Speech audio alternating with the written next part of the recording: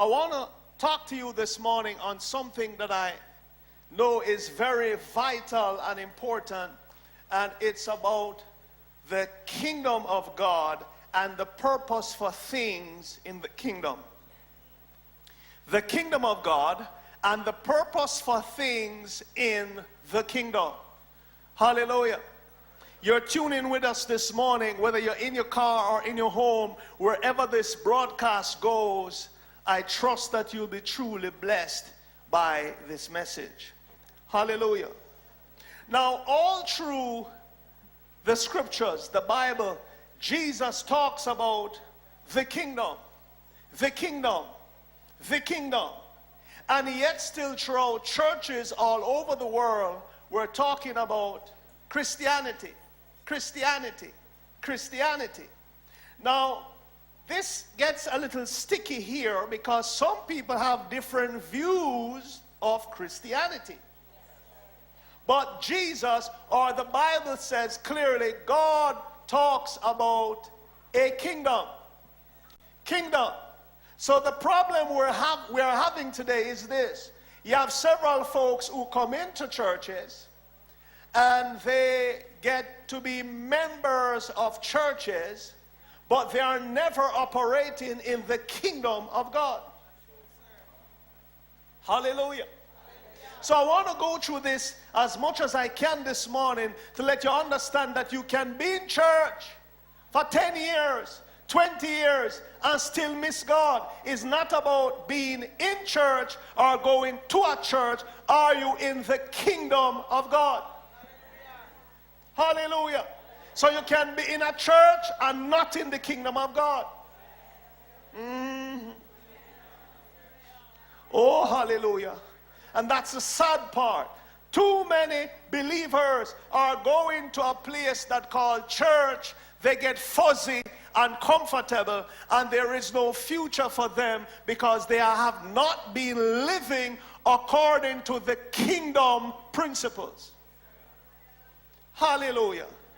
Your marriage will fail. Your business will fail. Whatever you have will fail if it's not in accordance to the right kingdom. Now, let me take you through the Bible. I'm going to show you, I'm going to lay out some scriptures here like a lawyer in court. And all through the Bible, you're going to see all the time, he refers to the kingdom. Hallelujah. Reader, are you ready? Let's look at Luke 4 and verse 43. In Luke 4 and verse 43, here is Jesus himself. As he came on the scene, he was very clear. He came and he said specific things. Reader, are you there? Yes, sir. Read. Verse 43. But he said to them, Yes. I must preach the good news, the gospel of the kingdom of God. Of the what of God? The kingdom of God. Yes. To the other cities and towns also, for I was sent for this purpose. So he said, I must preach what? The kingdom. Hallelujah. John the Baptist came before him, and he came to announce Jesus. And John the Baptist came and he said a specific thing. Let's look at Matthew 3, verse 1 and 2.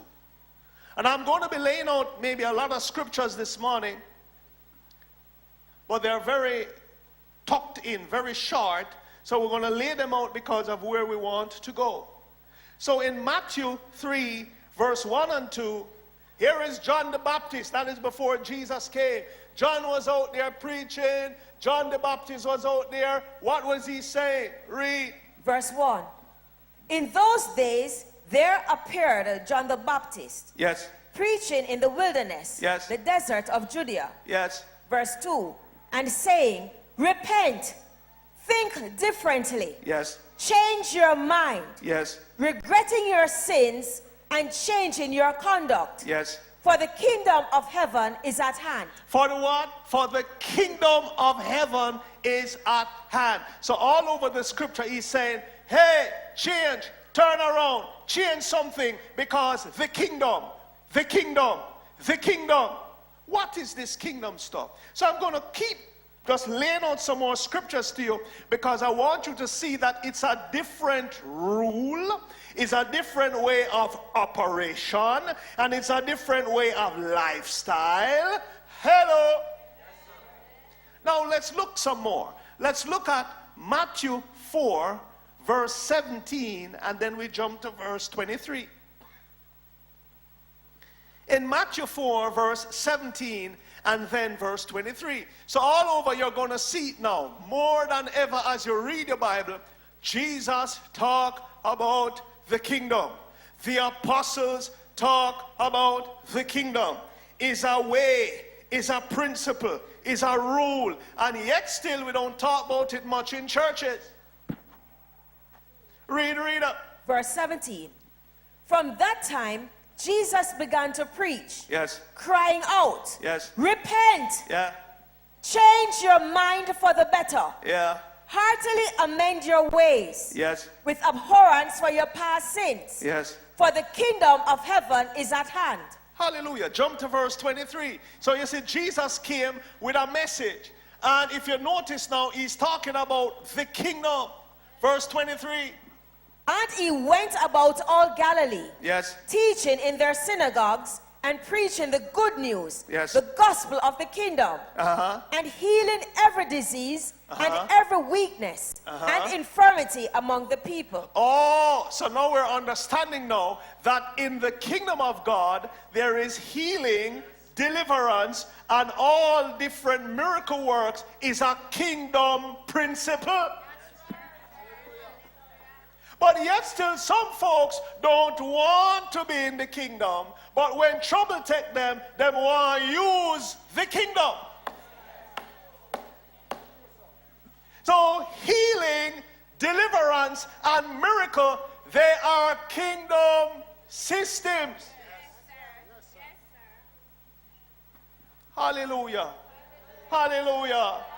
So you can't say you want Jesus, but you don't believe in a healing. You don't believe in a miracle. It's a king. It's all in the kingdom. And guess where Jesus there? In the kingdom. Hallelujah. Let's go deeper. Luke 8, verse 10. In Luke 8, verse 10, what it says? He said to them, Yes. to you it has been given to come progressively, to know, to recognize and understand more strongly and clearly Yes. the mysteries and secrets of the kingdom of God. So all over the Bible, you see him keep saying this. To you, you must know, all of those who want to accept Jesus as Lord and Savior, and you plan to go to church, he says, you must know the kingdom. He's shouting every day, learn the kingdom, learn how the kingdom work, learn how the kingdom operate. To you, you must learn it. You. Let's look at Luke 9, verse 60 to 62. Hallelujah. Hallelujah. So why is he echoing this all over the scripture? It means this is of vital importance. Are we in Luke 9, verse 60 to 62? Read it. Verse 60. But Jesus said to him, allow the dead to bury their own dead. Yes. But as for you, go and publish abroad throughout all regions the kingdom of God. Jesus. What Verse- a something. Read up. Verse 61. So if you notice now, this sounds like a very twisting thing. Him say, let the dead deal with that, but publish the kingdom of God. Read some more, reader. Verse 61. Another also said, Yeah. I will follow you, Lord, Yeah. and become your disciple, Yeah. and side with your party. Yeah. But let me first say goodbye to those at my home. Hold it little. So in this kingdom, if you notice now, he's trying to show you how this kingdom function. There are going to be some people who say, man of God, me not ready yet. We have some things to fix up. Man of God, me soon serve God, me soon come to church, but give me a little time, me want to fix up some things. Yoo-hoo. Hello. I have some folks who will still come to church, but you say, I'm not really fully committed because me have things to fix up. But Jesus dealt with that. Read some more, reader. Verse 62. Jesus said to him, no one Yeah. who puts his hand to the plow Yeah. and looks back to the things behind is fit for the kingdom of God. Touch them and say, you come here, you stay. Where you do? You come here, you stay. Is either or either. Is either you come or you go. Where you do? You come or you go. Touch people, ask them. You come or you go.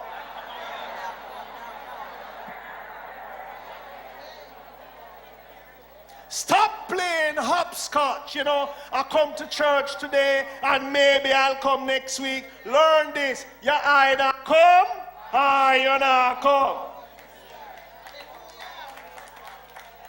God is serious about his system, is a rule, is a function, is an operation. Hello, is a way of living that is above the norm.